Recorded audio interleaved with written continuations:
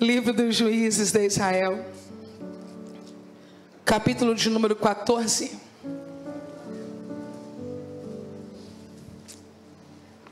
Queremos agradecer a Deus pela vida, pela existência do Ministério de Casais na nossa igreja. Como é glorioso, como é saudável para a igreja termos um departamento como esse, que abençoa tanto as famílias, os casais, como nos ajuda a apacentar com menor preocupação, com menor risco, com menor dificuldade. Juízes, capítulo 14, diz assim: e desceu Sansão a Tímina, e vendo em Tímina a uma mulher das filhas dos filisteus, subiu e declarou a seu pai e a sua mãe, e disse: vi uma mulher em Tímina das filhas dos filisteus. Agora, pois, tomai-ma por mulher. Versículo de número 5.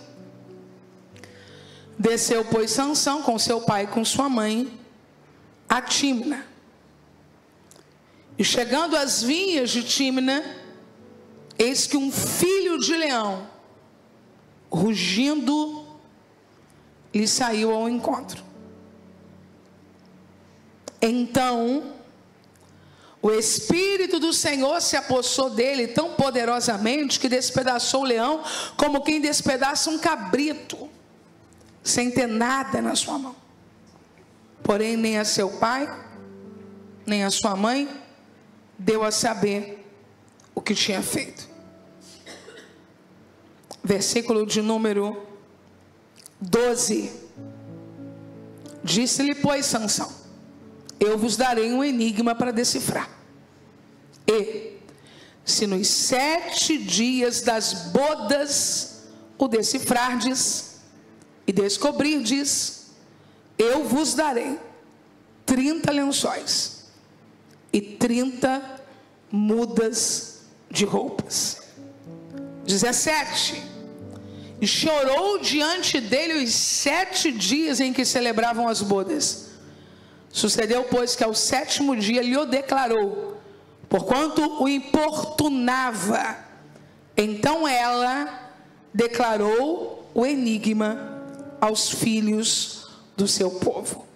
Coloque sua Bíblia sobre o seu assento, desocupe as suas 2 mãos.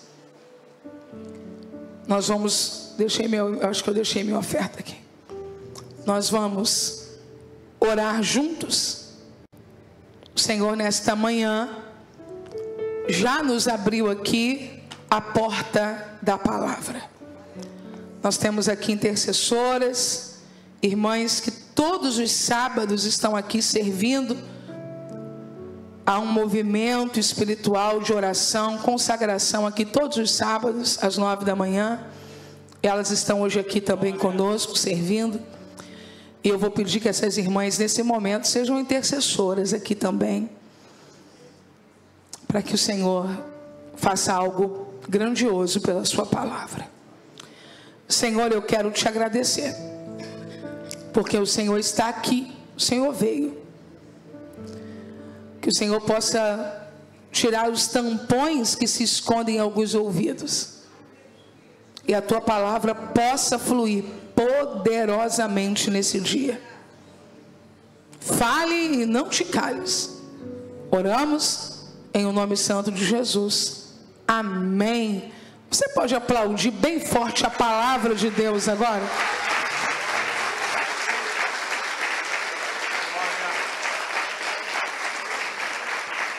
Podem sentar, meus irmãos queridos.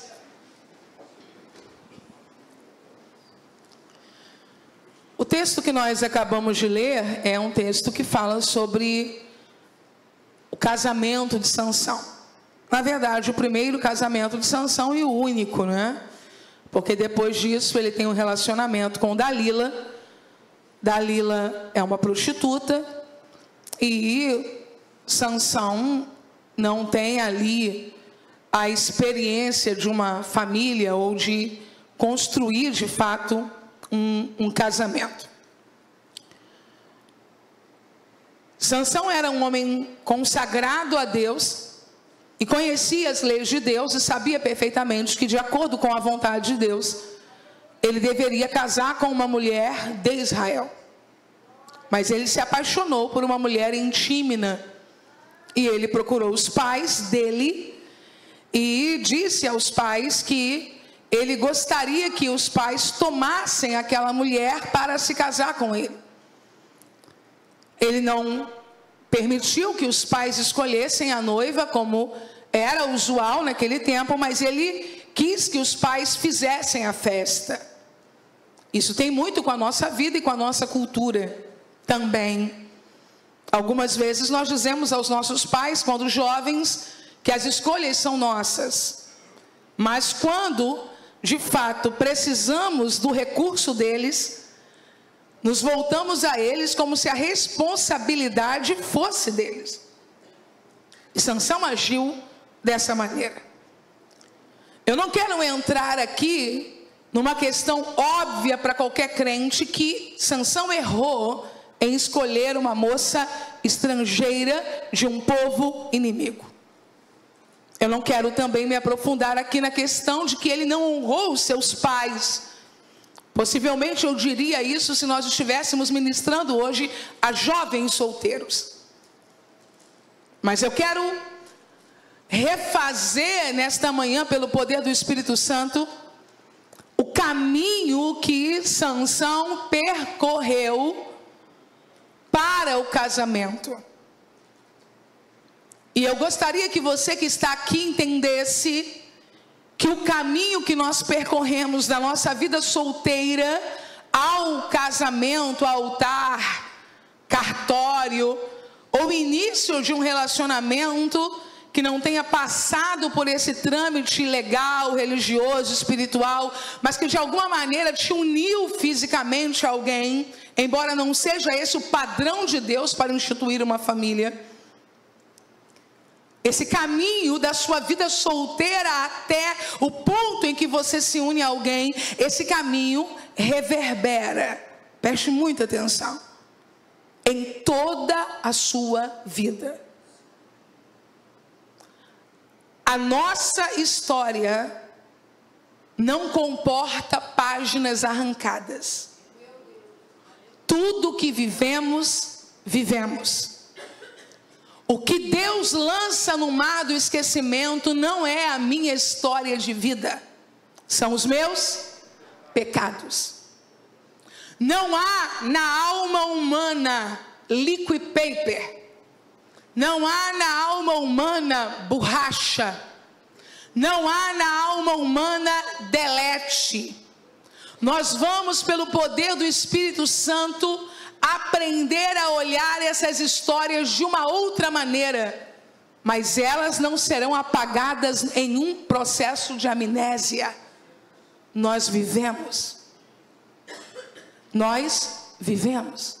é uma realidade, mas como nós tratamos o que vivemos para a construção de um casamento, isso sim é decisivo para como vamos viver este casamento.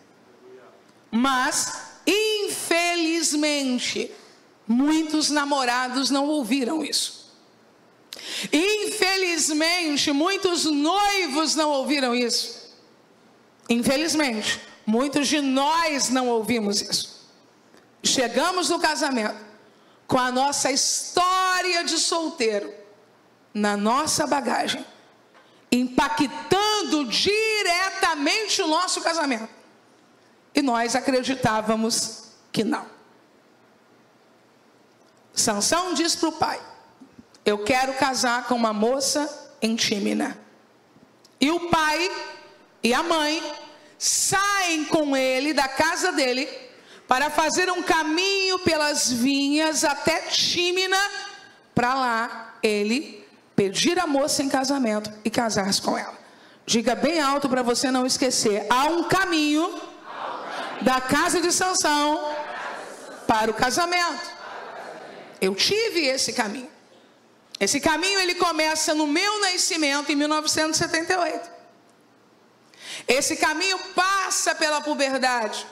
Esse caminho passa pela adolescência, pela juventude. Esse caminho passa pelos relacionamentos que você pode ter tido antes do namoro que te conduziu ao seu casamento. É um caminho. E esse caminho foi percorrido por você.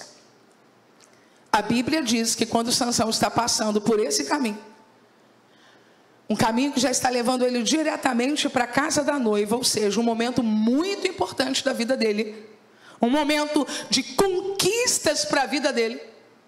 Veja o que aconteceu. Versículo 5. Desceu, pois, Sansão com seu pai e com sua mãe a Tímina, e chegando às vinhas, vinhas aqui apontam para alegria, vinhas aqui apontam para comunhão, vinhas aqui apontam para celebração.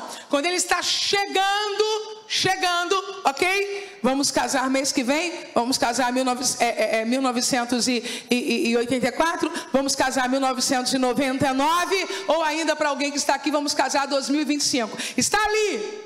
A Bíblia diz que um filho de leão, bramando, lhe saiu ao encontro. Eu chamo esse leão aí de pornografia, de infidelidade. Eu chamo esse leão aí de deslealdade. Eu chamo esse leão de traição.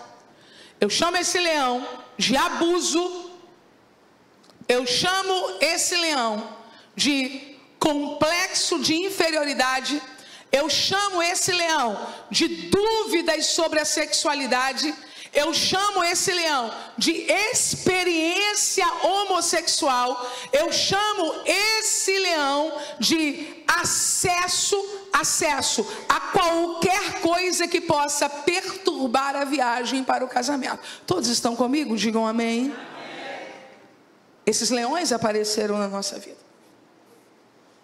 Nós temos pessoas aqui que tiveram relacionamento sexual antes do casamento com pessoas que não foram as com que se casaram. Nós temos pessoas aqui que acessaram pornografia desde a infância porque foram conduzidos a isso. Nós temos pessoas aqui que tiveram experiências de abuso.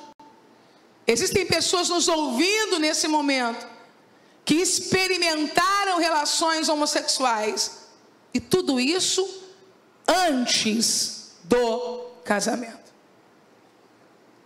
E na cabeça da maioria de nós, isso não tem nada a ver com o meu casamento. Isso aconteceu antes do meu casamento. Só que eu já disse para você que do livro da alma não se arranca páginas. Que da alma não se apaga informações com borracha ou liquid paper. Só há uma saída para o que já está impresso na minha alma. Aprender com o Espírito Santo a dar um novo significado a essas histórias. A olhar essas histórias de outra maneira, a colocar essas histórias no lugar que elas precisam estar. E aí Sansão se atraca com o leão e vence o leão. Quem está comigo, diga aleluia. Aleluia. É uma experiência real para muitos de nós? Sim. Nós temos pessoas aqui que já venceram o alcoolismo. Nós temos pessoas aqui que já venceram a pornografia. Nós temos pessoas que nos ouvem agora que já venceram o vício da mentira. Eu esqueci o nome agora, Lídia, como fala o comportamento. Mitomania. Venceu a mitomania. Venceu. Na época dos DVDs, das fitas, você fez um saco com aquilo tudo, queimou, jogou fora. pegou números de pessoas do WhatsApp, números do antigo telefone que você usava convencional, que no tempo em que você não se relacionava sexualmente com a sua namorada e com a sua noiva, em um pseudo respeito a ela, e eu digo porque pseudo, porque enquanto você não se relacionava sexualmente com ela, você ligava para uma antiga namorada e se relacionava sexualmente com ela, você jogou fora aquele telefone, você matou o leão. Graças a Deus, matou o leão. Parou com mentira, matou o leão. Quebrou pontes com o passado, matou o leão. Disse para alguém, não, agora é sério, eu vou casar, matou o leão.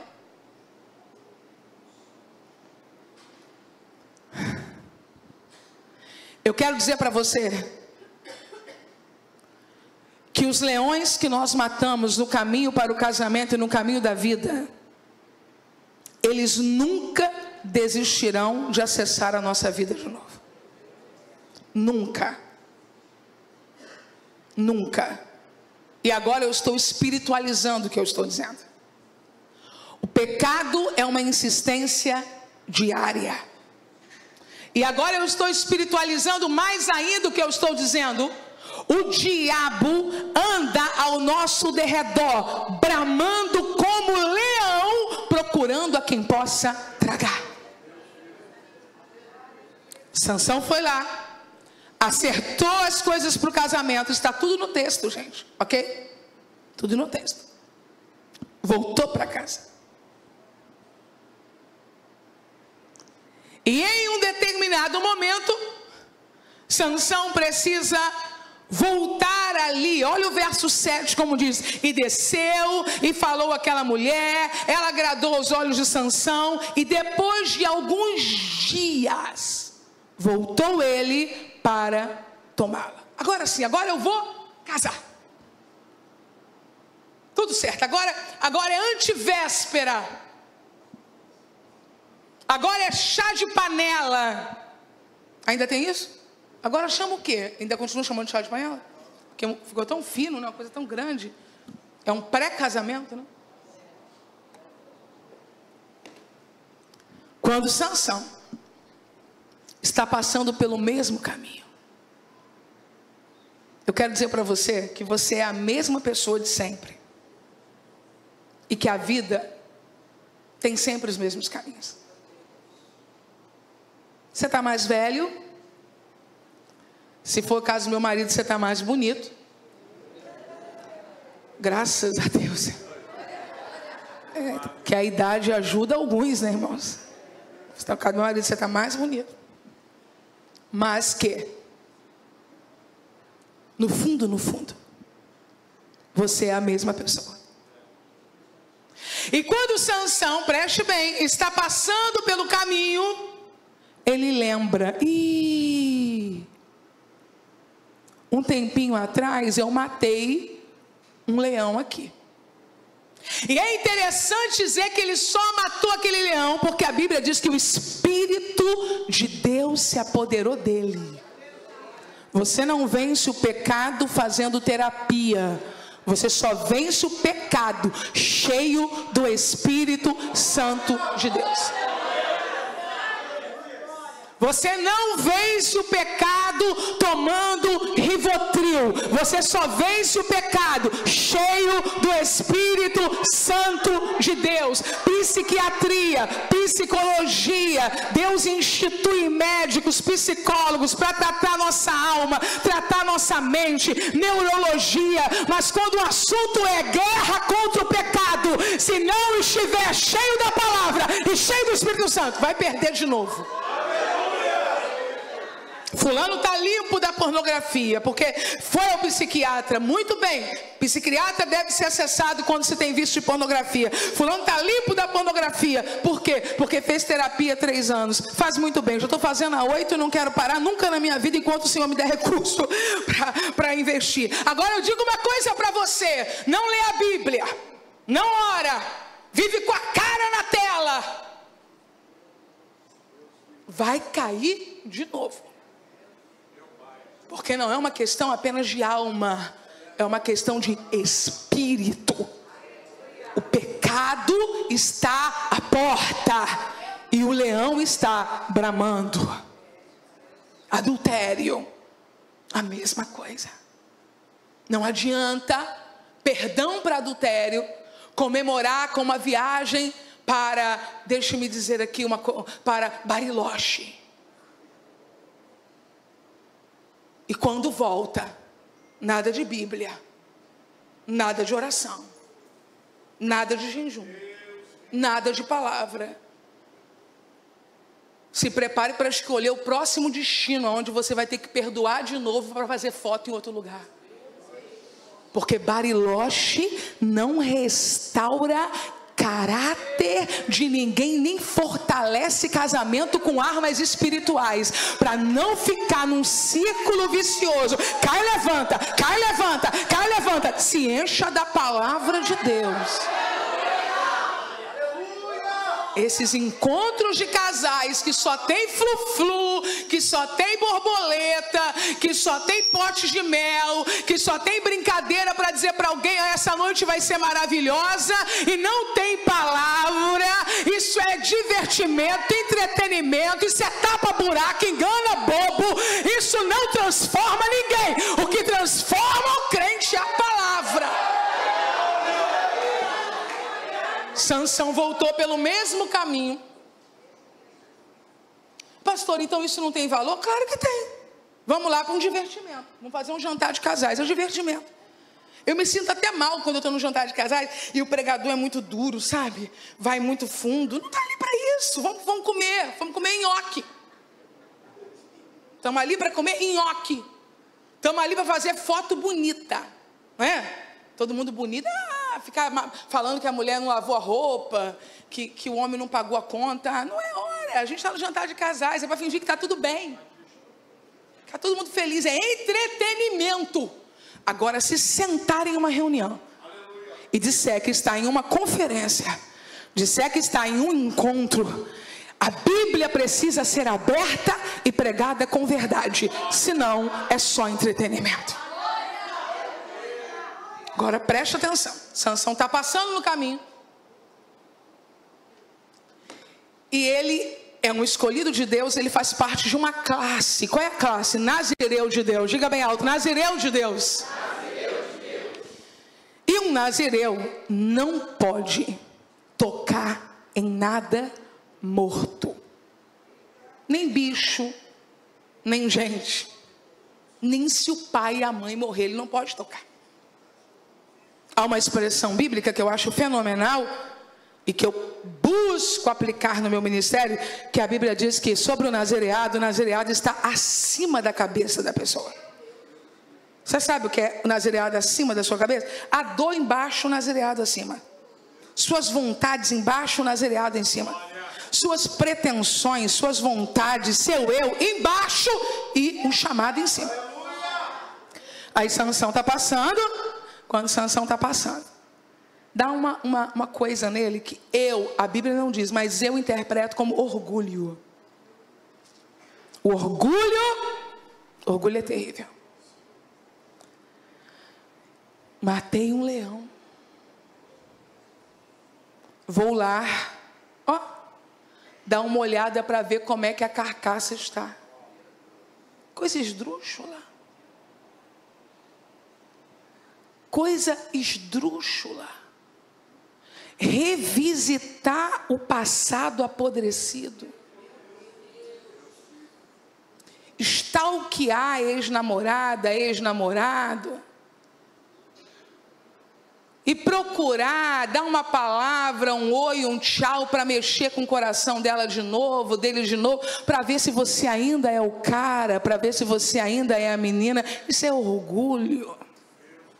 Brincar com o pecado por orgulho, flertar com o pecado por orgulho. Eu só queria encontrar para ele ver como é que eu estou bonita, ele não quis, outro quis. Cuidado com quem está te rondando aí. Cuidado. Isso não me domina mais, eu só vou lá dar uma olhada. Vivi, vivia embriagado. Não era alcoólico, né? Mas tinha um relacionamento, se bem que a ciência diz que era, né? Há um estudo que comprova que, de repente, das vezes que você bebe por semana, você já é alcoólico e não sabe. Mas tudo bem, socialmente falando, você não era um alcoólico, mas bebia. Aí agora, não, é porque é um dia importante, é só uma taça para mim, uma taça para ela. E aí me pergunta ainda onde é que está escrito na Bíblia que ele não pode beber. Em lugar nenhum. Em Provérbios diz que você não pode olhar para a taça. Se você conseguir beber sem olhar, aí é contigo. Fica bebendo igual cachorrinho assim. Provérbios são conselhos de sabedoria. Pastora, não é doutrina, mas eu não piso no conselho de Deus, eu não sou louca. Não tenho parte com álcool, não tenho parte com vinho, não tenho parte com cachaça, não tenho parte com champanhe. Quando você percebe, ontem eu publiquei isso, o que o álcool provoca de violência familiar, de degradação familiar. Mas a Bíblia diz que eu só não posso me embriagar, um pouquinho não faz mal. Inclusive vou dizer para você que veneno também, dependendo da dose, não mata. A pergunta que eu faço é: que necessidade você tem de flertar com aquilo que pode te afundar? Já está difícil me livrar da Coca Zero, irmãos. Para que eu vou entrar em vinho?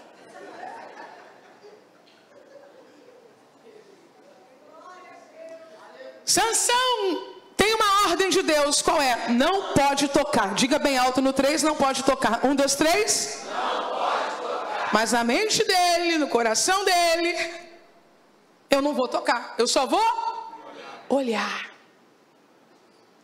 Eu quero lhe dizer uma coisa. Não olhe para aquilo que Deus já proibiu o toque. Seja o que for.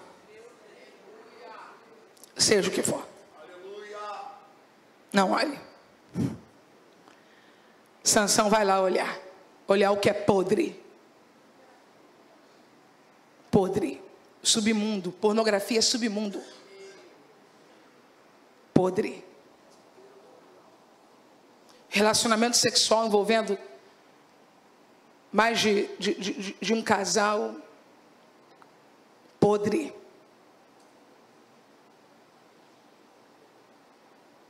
Poliamor é linguagem do inferno.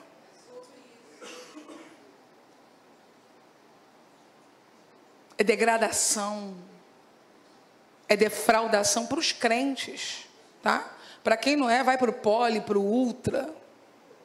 Faça o que você quiser, nem precisa me perturbar aqui no meu vídeo, não. Segue a vida.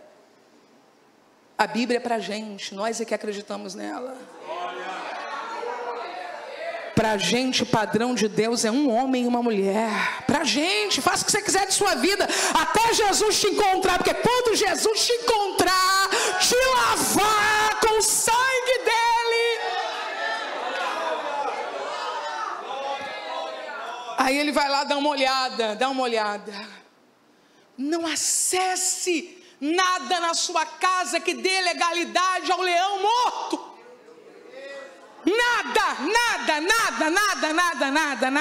Cuidado com filmes que parecem ser filmes românticos, mas o final não é nada disso.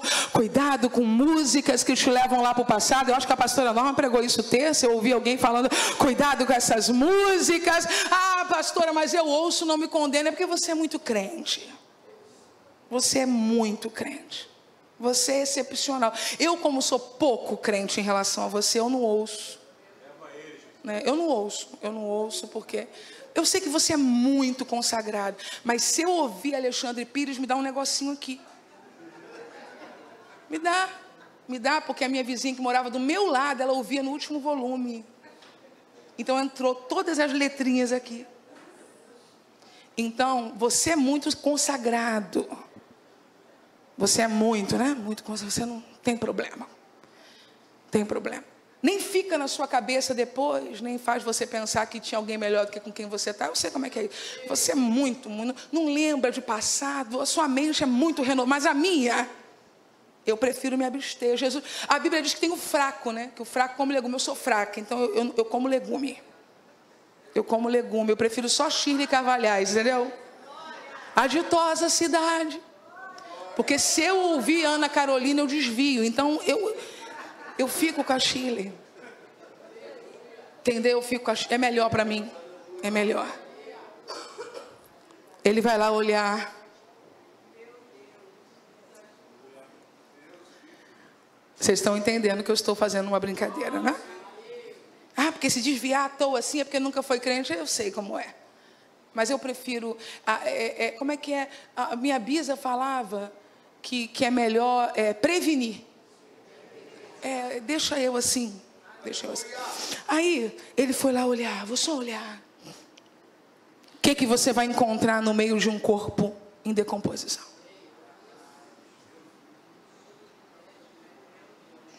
Numa lógica, uma cena horrível. É para você olhar, levar um susto, e sair correndo. Mas eu quero dizer para você que o diabo é oportunista. Eu não posso entregar essa mensagem esta manhã ignorando os ardis do adversário. O apóstolo Paulo diz: não podemos ignorar os seus ardis. Está na tela. E depois de alguns dias voltou ele para tomar, e apartando-se do caminho, a ver o corpo do leão morto. Ele só viu por quê? Apartando-se do caminho. A ver o corpo do leão morto, eis que no corpo do leão havia um enxame de abelhas com quem colocou? Você não vai colocar a mão num corpo morto, fédido, para pegar larva. Mas se tiver o mel protegido no enxame de abelhas, você vai dar uma outra atenção àquilo. Eu gostaria que você comunicasse pelo menos a uma pessoa: mel na carcaça é veneno. Diga isso para alguém: mel na carcaça é veneno. É doce, mas é veneno. É doce, mas é veneno. Dá suspiro, mas é veneno. Projeta desejo, mas é veneno. Faz você dizer: eu estou me sentindo vivo de novo.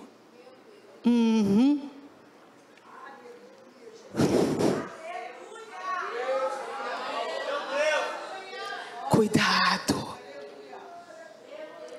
Antes de te matar, ele vai te fazer sentir vivo de novo. E aí Sansão vai colocar a mão. Todo mundo adulto aqui para entender o que eu estou dizendo. Que as crianças não têm entendimento para discernir o que eu estou dizendo agora. Colocar a mão no mel. Mas tudo em volta podre. Que vida é essa? Para de misturar o prazer com a podridão. Porque a Bíblia diz que Sansão fez algo que maridos e esposas podem chegar ao nível de fazer. Ao nível. A Bíblia diz que Sansão pegou aquele mel. Coloca o próximo para mim, Amandinha. Não. Ah, tá. E tomou nas suas mãos. E foi se andando e comendo. Não morreu na hora, né? Fez, veio no domingo, cantou e não aconteceu nada. Fez, veio na segunda e pregou, não aconteceu nada.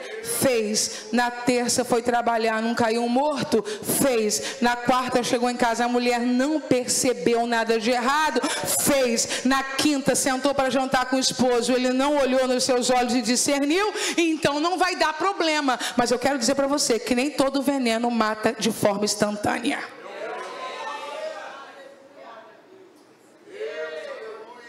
Você pode ingerir um veneno e andar alguns quilômetros. E aí ele chega num nível que algumas famílias estão chegando. E foi-se a seu pai e a sua mãe. Eu não sei o que é isso, gente. Sinceramente, isso aí acho que é um caso para a doutora Lídia. E deu-lhes dele, e comeram. Ele não só comeu mel que tirou de um lugar podre, como ele pegou e serviu para o pai e para a mãe. O pai e a mãe, obviamente, não viram essa cena. Era uma estrada, gente, né? A Bíblia não vai contar detalhes, mas uma estrada ele pode ter dito: mãe, eu vou ali, eu vou dar uma olhada. A mãe podia pensar até que ele queria fazer um pipi. Daqui a pouco volta ele, com mel, que ele sabe que é podre. Ele sabe que veio de um lugar podre. Ele sabe. E ele insere dentro da família dele. Esse teu celular na palma da tua mão, dentro de casa, levando podridão para a tua família. Você tem filho de 5 anos, de 6 anos, de 8 anos. Mas eu nunca deixaria um filho meu ver. Você está empodrecendo a sua casa espiritualmente, ainda que seus filhos não acessem. Sua esposa deitada e você do outro lado, com mel, servindo dentro da sua casa. Seu marido em paz dormindo e você com a podridão dentro da sua casa. Mulheres envolvidas com pornografia, mulheres envolvidas com conversa torpe, mulheres seduzidas por imagem de homens que parecem ser maravilhosos, mulheres flertando com conversas que sabem aonde vai chegar. O mel apodrecido dentro de casa. Mel não apodrece, no mundo do espírito apodrece. Quando não chega a pior parte, qual? Servir literalmente. Se nós assistíssemos juntos, se nós fizéssemos juntos, se você não fosse tão radical, se no nosso relacionamento cada um pudesse viver sua vida como gostaria. Ah, pastor, o que você está pregando aí? Você deveria pregar num culto cheio de pessoas não crentes. Isso nunca vai acontecer entre casais crentes.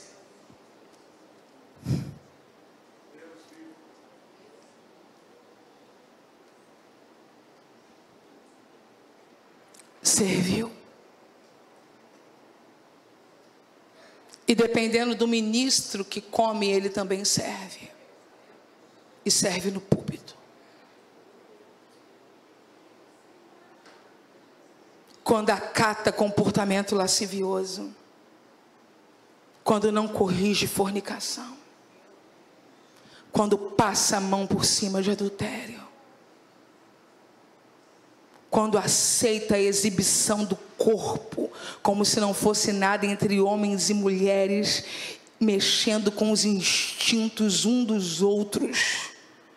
O pecado está nos olhos de quem vê. Para de historinha. O pecado entrou no mundo desde a queda de Adão e de Eva. Não está nos olhos de quem vê.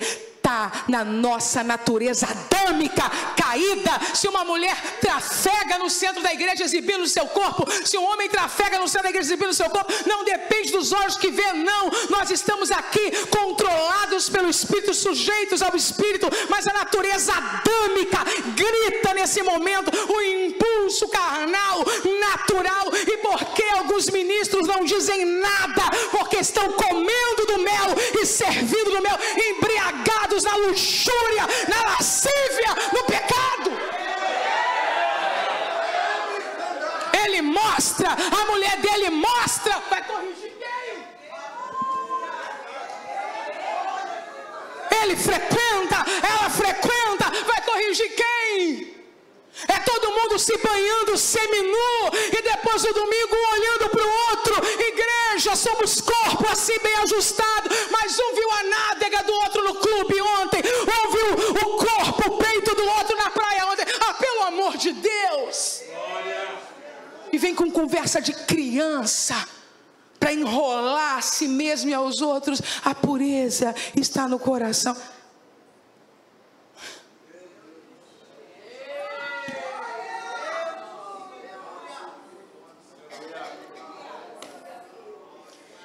Quando as pessoas andavam todas cobertas, também tinha pecado na igreja. Mas dava um pouquinho mais de trabalho. Facilitou, né? Já arrancou a roupa antes. A decisão do pecado é sempre do indivíduo.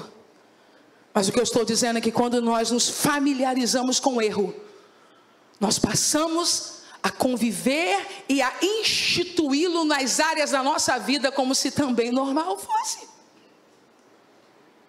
E de alguma forma, isso dá conta da nossa própria alma. Na medida em que outras pessoas começam a fazer o que eu faço, é como se eu instituísse uma rede de aprovação. Eu bebo, mas eu ensinei o outro a beber. Eu peco, mas o outro também peca. Eu trouxe essa imundície para dentro da minha casa, da minha família, mas agora não sou eu sozinho, minha esposa também, então está tudo bem. Nós queremos uma rede de apoio para o pecado.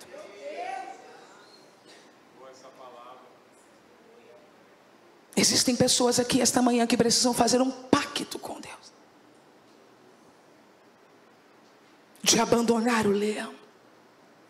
De abandonar a carcaça. De jogar o mel fora. E entender que o diabo está mentindo para você.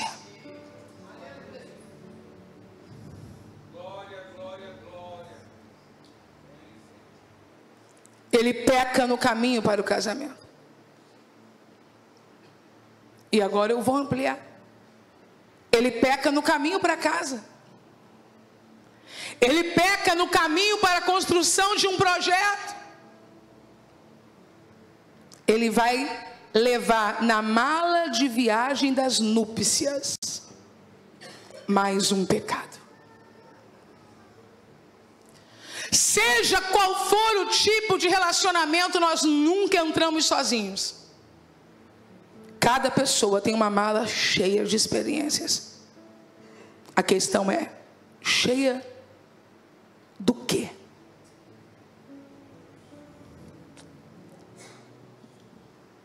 Verso 10.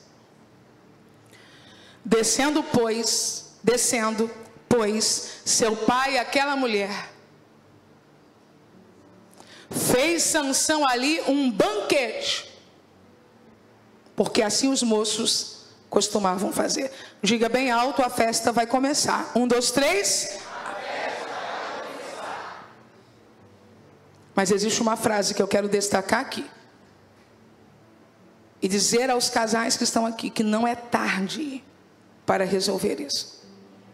Não conversou com a moça sobre o que aconteceu. Foi chato o que aconteceu com Sansão? Foi chato? Foi ruim? Foi feio? Mas quem aqui tem coisas chatas, ruins e feias na história da vida além de mim?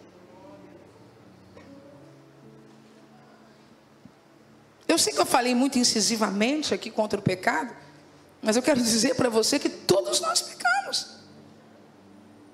Mas como nós nos relacionamos com isso? Se nós estivéssemos ministrando hoje aqui para noivos, eu diria, não marque a data do casamento sem antes contar toda a verdade. Se eu estivesse ministrando para namorados hoje aqui, eu diria, nas primeiras semanas não é tempo de abrir a sua intimidade. Mas quando você estiver certo de que o passo é o noivado, não ponha uma aliança no dedo de uma moça e nem de um moço, sem antes dizer toda a verdade. Ela precisa ter a prerrogativa da escolha. É desleal, é injusto esconder. Mas já aconteceu. Todos nós aqui estamos casados. Não dá mais para fazer isso, não é verdade? Não dá mais. Casamos. Mas eu quero dizer para você que a verdade não envelhece. E que vocês precisam caminhar em amor, em cuidado, dependendo da grandeza de algumas questões, acompanhado por um terapeuta. Mas vocês precisam chegar a toda a verdade. Mas ficou lá atrás, pastor. Tanta gente me questiona isso. Mas se eu falar agora, como é que vai ser? Em um dos atendimentos que eu fiz com algo envolvendo o passado, gravíssimo, o Espírito me iluminou e eu disse a alguém, vou repetir aqui, tenho dito em ministrações: a verdade tem seus riscos, mas a mentira mantém as algemas. Quando você diz para uma mulher que você a traiu, quando você diz para um homem que você o traiu, que você mentiu, que você escondeu uma questão familiar, vamos sair da área sexual. Quando você conta para ele que você está lutando contra uma dependência química, quando você conta para ela que você tem uma dívida com a agiota, quando você conta para ele que você mentiu em tal situação, quando você precisa tratar do assunto de um filho que ele julga ser dele, e o é porque o criou, o amou, mas não o é biologicamente, e você tenta levar isso por 40 anos, por 50 anos, por 60 anos, porque você acredita que revisitar isso vai ser o final da sua história. Eu quero dizer para você que aonde há mentira, não há paz. Eu não estou orientando ninguém a chegar em casa agora, chamar alguém e dizer verdades dessa natureza. Eu estou orientando você a buscar ajuda pastoral para construir o momento desse diálogo, porque ele precisa ser construído, ou o diabo vai continuar tendo uma carta na mão contra você. E você mesmo nunca conseguirá fluir no relacionamento conjugal e em outras áreas da sua vida carregando mentiras. Ela deveria ter dito, ou melhor, ele deveria ter dito a ela o que aconteceu no caminho. Ah, mas ela vai perder a confiança em mim. Olha para mim. Mas ela vai chorar. Mas ele vai querer ir embora. Mas o casamento vai terminar? Bom, o pecado consegue fazer tudo isso mesmo. Então não posso garantir que essas coisas não vão acontecer. Mas eu vou dizer para você que comumente é o contrário. As pessoas são mais fortes do que nós imaginamos. Nós não podemos subestimá-las uma vida inteira escondendo os nossos erros. E a única forma de demonstrar amor e respeito a alguém é dando a esta pessoa o direito de escolher nos perdoar ou não. Eu não posso furtar o perdão. Eu preciso receber o perdão. E quem esconde os erros que cometeu dentro do casamento está tentando furtar perdão, e perdão não se furta. Perdão se recebe. Ele deveria ter falado com ela. Por quê? Porque ele precisava aumentar a sua rede de constrangimento. Alguém já ouviu sobre isso? Eu vou explicar. Dr. Braz Gondim, psiquiatra, meu médico, ele em um diálogo conosco à mesa, eu, Eleomar e ele, alguns pastores, em um encontro que nós tivemos na igreja que ele congrega, ele nos disse que uma das formas de uma pessoa vencer algumas questões relacionadas aos pecados que comete, às propensões que tem, é aumentando sua rede de constrangimento. O que seria isso? Eu conto para o meu marido que eu sofro com compulsão alimentar. Eu conto para ele: Eleomar, eu sofro com compulsão alimentar. O Eleomar agora é alguém que sabe sobre isso e me ama. E qual é o momento em que ele vai ser parte de uma rede de constrangimento? Quando eu estiver para vacilar, o olhar dele amoroso, o pegar a mão para me tirar daquele lugar, vai ser uma maneira de constranger-me a não cair naquilo. Outra coisa, com perguntas. Você já comeu hoje? Você comeu o suficiente? Naquela hora em que nós não estávamos juntas, fala para mim, meu bem, você se excedeu? Por que nós não contamos? Porque não queremos ser cobrados e nem confrontados. E quando uma mulher ouve do marido que ele tem problemas com pornografia, ela sente um sofrimento muito intenso, muito profundo. Mas quando ela consegue perdoar e ela entra nesta rede de constrangimento, ela vai constrangê-lo, sim. Ela vai dizer: sai do celular. Cuidado com isso. Como é que você está hoje? Você venceu hoje? Você deve confiar ao seu cônjuge esse lugar. E deve confiar também a um pastor idôneo da sua igreja, para que ele faça parte desse grupo. Você é homem, e uma pastora, uma líder cristã idônea, mulher, para estar ao seu lado, fazendo estas perguntas e orando por você e ajudando você. Todos estão me entendendo? Diga bem alto: em nome de Jesus, eu não darei conforto ao meu pecado. Eu não deixarei o meu pecado confortável. Eu vou criar situações para que ele não tenha espaço na minha vida. Gente, consumismo, compulsão alimentar, mitomania, são tantos inimigos da família e do relacionamento conjugal que precisam ser confrontados. Mas ele não falou nada. Eu tenho alguns minutos ainda, então eu quero que você veja o que aconteceu nos versos 11, 12, 13 e 14. Ele já está agora na festa de casamento.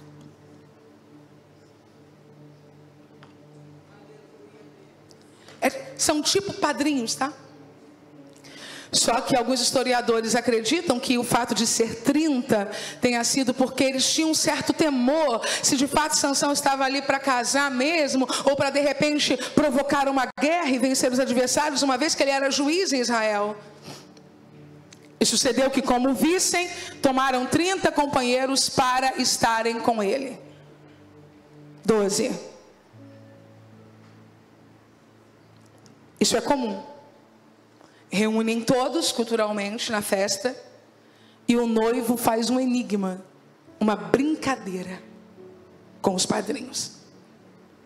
Disse-lhe, pois, Sansão, normal: eu vos darei um enigma a adivinhar, cultural.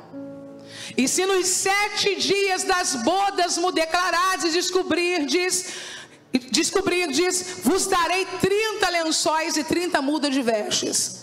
2 presentes para cada um. Normal.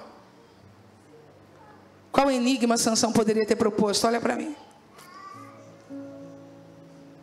O que é que cai em pé e corre deitado?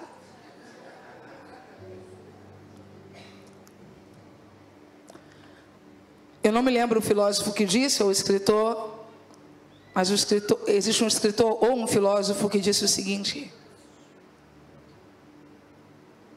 a mente não pode ter segredos que a alma não revele.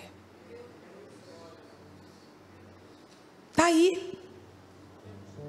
Não tratou, não conversou com o pastor, não conversou com a esposa. Começou na época dos pais, quando não disse para os pais, e foi carregando, e foi carregando, e foi carregando. Está aí, está em você.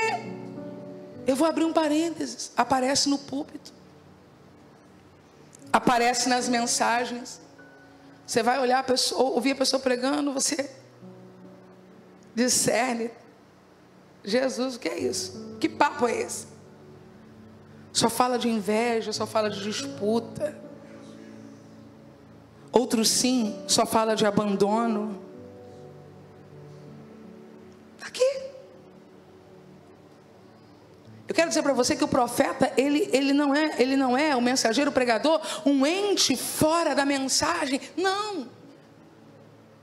Você vê que Deus usa as experiências dos profetas para que eles falem. A questão é o que Deus vai usar de nós. Deus vai usar as feridas que foram saradas. Eu vou repetir: Deus vai usar as feridas que foram saradas. Feridas curam, digam bem alto: feridas curam. Feridas curam, digam mais alto: feridas curam. A Bíblia diz que foi pelas feridas de Jesus que nós fomos sarados. Feridas curam, mas elas precisam estar limpas, tratadas, cicatrizadas. Porque senão elas vão vazando de uma forma descontrolada. Aí está numa hora de brincadeira. Olha para mim, brincadeira. É uma brincadeira. Ele olha para você e diz assim: não vou te dar. É uma brincadeira. Mas aquela rejeição, não vai dar, não dê, eu nunca precisei de homem, meu pai não fazia nada e minha mãe não morreu, está entendendo?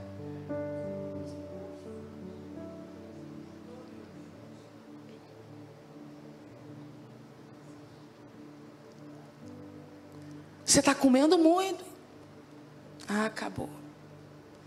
Quando eu era magra, você me conheceu, você me amava. Agora, mas você vai ver, eu vou dar um jeito na minha vida, eu vou passar por cima de você. Já o diabo já pegou, já.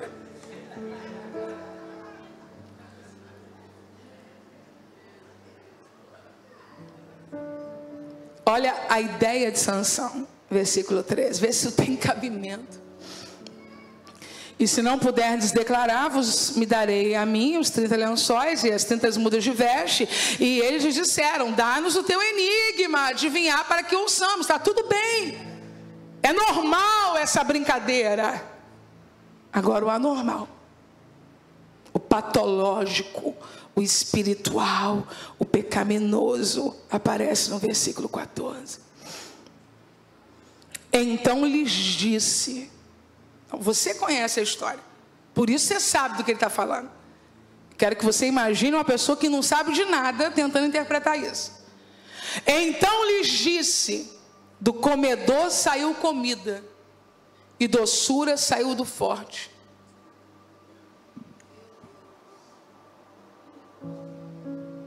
Que enigma é esse? Vazamento de pecado, vazamento de ressentimento, vazamento de conversas que não foram feitas, mas que devem ser feitas ainda. 3 dias. E ninguém conseguiu descobrir, porque não tem como descobrir, porque não tem lógica. O enigma precisa ter lógica. A brincadeira do que é o que é tem que ter lógica, porque se não tiver lógica, não tem lógica.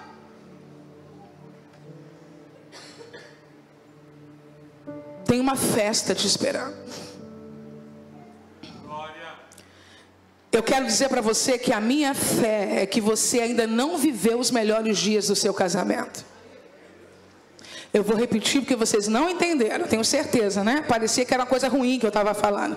A minha fé é que vocês ainda não viveram os melhores dias do casamento de vocês. O que eu estou dizendo é que esta segunda fase da sua vida vai ser melhor do que a primeira fase da sua vida.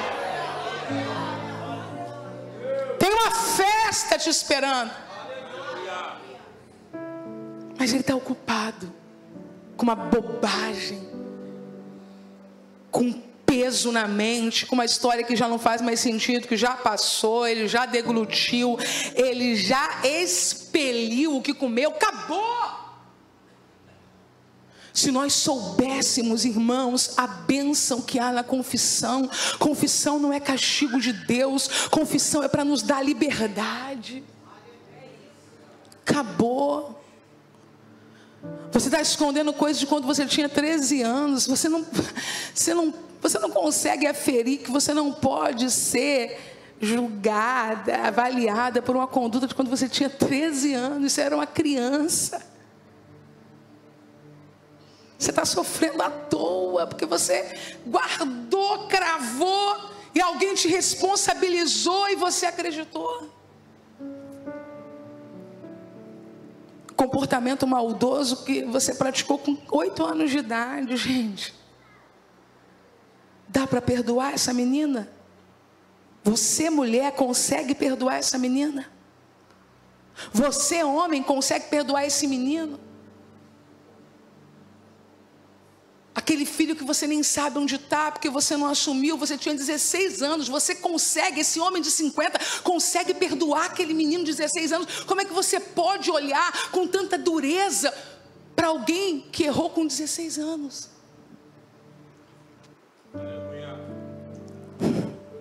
Ah, minha mãe morreu e eu não fui uma boa filha, eu maltratei minha mãe. Quantos anos você tinha?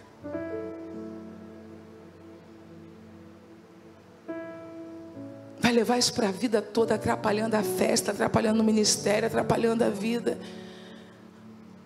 Gabinete pastoral tem cura, procure uma das pastoras da DEVIP, procure um dos pastores da DEVIP.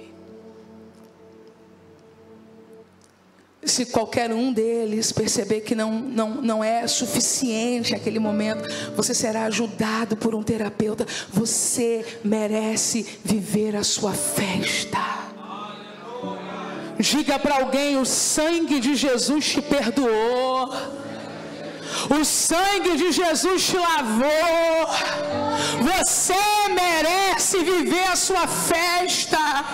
O que você sofre não é consequência do pecado, é consequência do sigilo, é consequência do armazenamento. Eu não posso viver a consequência de um pecado 40 anos que foi pago na cruz, expurgado pelo sangue. Isso não é verdade. Isso é alma. Alma se trata com gente. Confessai as vossas culpas uns aos outros, orai um pelos outros e sarareis.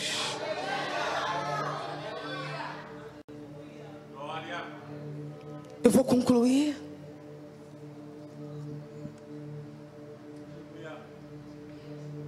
Contando para você que deu tudo errado. Os homens se indignaram e pensaram: ele quer roubar essas roupas, esses lençóis, está tirando a gente de trouxa. Porque se fosse de fato um enigma, se tivesse sentido. Começaram a perturbar a noiva. Quantas vezes as pessoas que nós amamos estão em perturbação por causa da nossa imaturidade, por causa da nossa irresponsabilidade com o trato com a nossa história. Sofre criança, sofre pai, sofre mãe, sofre sogro, sofre sogra. Porque você separa abruptamente a sua esposa da mãe dela, porque você também teve problemas com a sua mãe, com seu pai, e aí você também não quer que seu marido se aproxime da sua sogra, o que é uma das coisas para mim mais cruéis que uma mulher pode fazer a um homem, é tentar tirar dele o direito de conviver com aquela que o gerou. Isso é absurdo. É absurdo. Não venha me dizer nada além disso, do tipo: ela tira o dinheiro dele, quem deu mamar para ela foi ele, para ele foi ela, quem trocou a fralda foi ela, quem passou talco foi ela. Quem tem que ter maturidade nas finanças para ajudar os pais sem prejudicar a família é a pessoa adulta. Não é proibindo relação entre mãe e filho que a gente vai estabilizar isso. Um homem adulto precisa saber quanto ele pode abençoar os pais sem retirar o pão da família que ele constituiu. Mas você não pode se colocar nesse lugar de Jezabel manipuladora, tentando prejudicar um vínculo precioso, eterno, tão profundo, que se reflete em Cristo. A única relação humana que Jesus viveu na plenitude foi entre ele, mãe e filho. Para vir uma doida varrida agora e não querer mais que o teu filho olhe para você. Quem é mãe aqui? Levante a mão. Quem é mãe aqui? Vi um doido varrido agora, não querer mais que sua filha ligue para você, abrace você que é pai, você que é mãe. Como você se sentiria? Eu declarei uma palavra sobre a minha vida quando eu entrei na casa dos meus sogros. Uma vez eu estava na sala antiga deles e eu declarei uma palavra sobre a minha vida. Eu disse: Deus, eu vim nesta família para ser uma bênção. Se tiver uma mulher do seu lado, diga para ela: você é Rebeca, minha irmã, você é Rebeca. Rebeca, aquela que une, aquela que une, aquela que une. Se tiver algum solteiro me assistindo no YouTube agora, ou aqui presente, se você perceber que essa menina já está criando confusão entre você e seus pais, foge.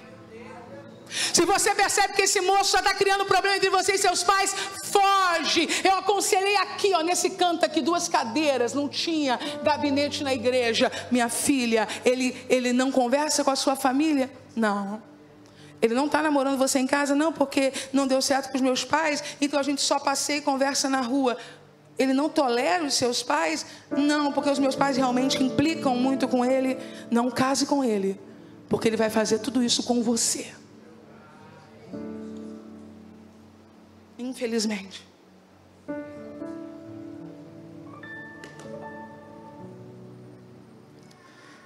As noras de Rebeca, esposa de Esaú, a Bíblia diz que elas eram motivo de angústia para Isaac e Rebeca.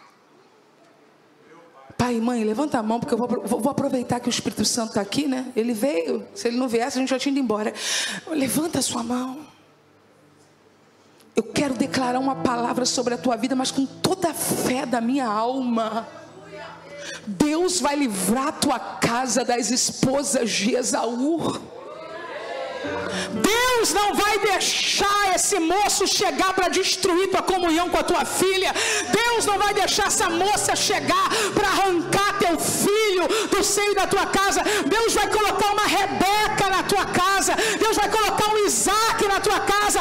Aquele que une, aquela que une, aquele que traz sorriso. Isaac é aquele que faz sorrir. Meu marido chegou na minha família só para fazer graça, para fazer o povo rir. Estão rindo até hoje. Deus vai tirar esse entulho da tua porta, em nome de Jesus.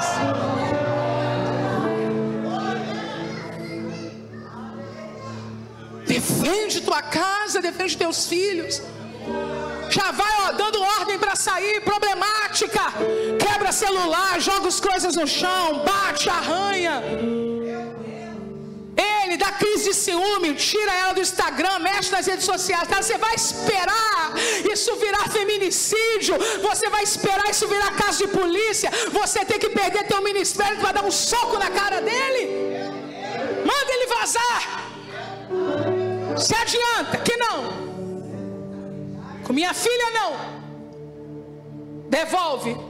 Se for menina, devolve para o pai dela e para a mãe dela. Está namorando meu filho, só está trazendo desconto. Te devolve, é teu filho, leva. Leva para daqui a 5 anos a gente não ter que estar numa delegacia. Daqui a 5 anos não ter que estar ligando um para o outro e a gente de madrugada tendo que apartar a briga. Guarda tua filha, leva ela. Você vai estar fazendo bem para todo mundo. Não conseguiu decifrar? Aí ela começou a chorar para Sansão. Eu quero saber, porque eles diziam para ela: se você não descobrir, nós vamos matar você e a tua casa.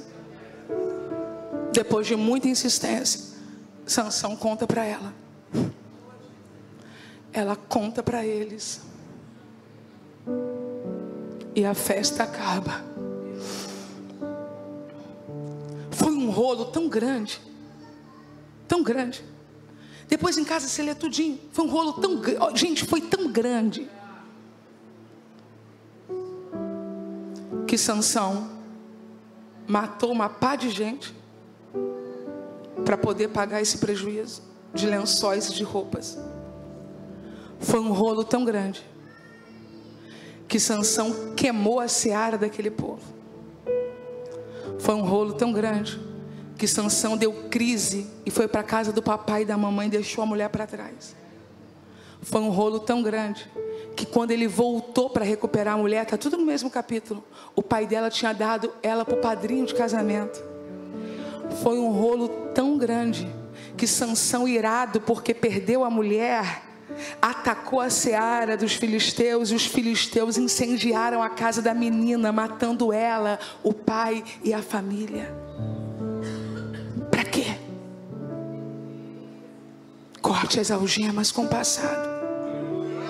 Corte a aliança com o pecado. Respira aliviado. Você sabe, eu preciso concluir. Você sabe, cadê meu celular? Bem, ou o seu, qualquer um. Você sabe o que é depois de 10 anos de escravidão, 5, você poder fazer assim, ó, chegar em casa, jogar o celular e a chave na mesa? Tem noção do que é isso? Pode cutucar.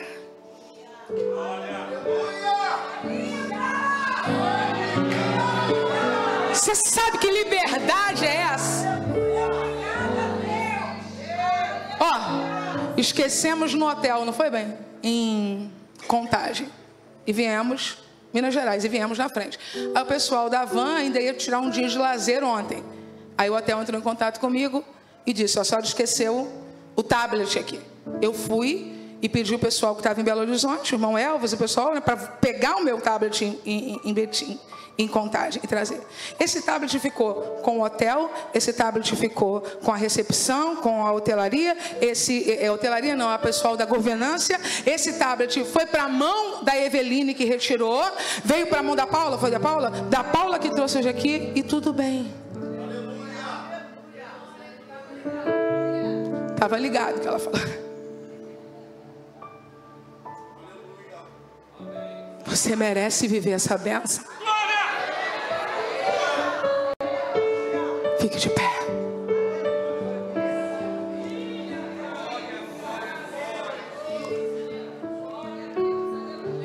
Tem alguns jovens e adolescentes que amam tanto a minha vida que vieram hoje.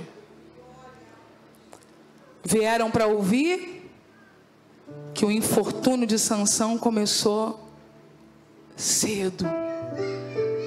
E que tem gente aqui, ó, lutando duro para se livrar de coisas que vocês não precisam nem conhecer. Aproveita. Parece onda receber um videozinho, olhar uma coisinha, mas se um deles um dia se encorajar para contar o testemunho de como foi para abandonar depois.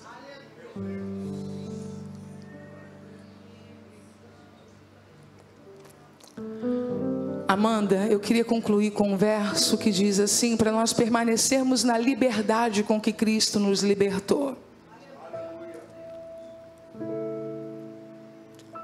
Onde estão os libertos aqui? Então, hoje é definitivo. Hoje é definitivo, você não volta mais. Agora é só construções de rocha.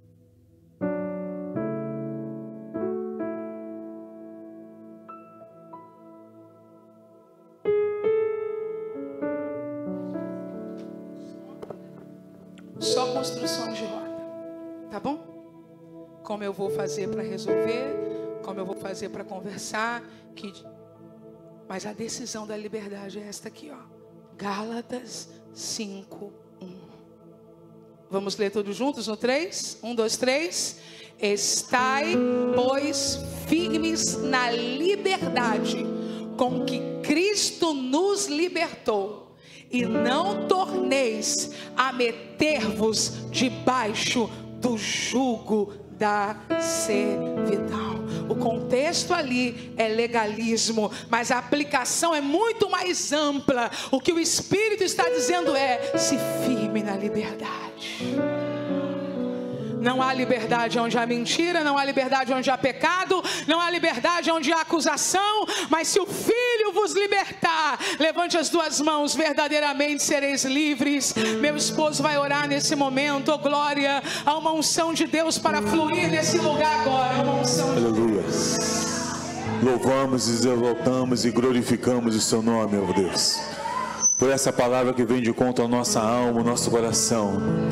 E se porventura existe em nosso meio, Deus querido, pessoas que estavam algemadas com o pecado, algemadas com a adversidade, ó Deus querido, com a artimanha de Satanás, sejam libertas agora pelo poder que é no nome de Jesus Cristo, e que possamos viver um novo tempo no nosso casamento, no nosso relacionamento, na nossa família. Continue glorificando o seu nome sobre a vida dessas pessoas, ó Deus querido, que nessa manhã, e através dessa palavra, possamos ter liberdade para caminhar, liberdade para falar, liberdade para, ó Deus querido, o nosso relacionamento com nossos familiares. Te exaltamos, bendizemos e glorificamos o seu nome por essa tão grande libertação através dessa palavra. Oramos agradecidos em nome poderoso de Jesus. Amém.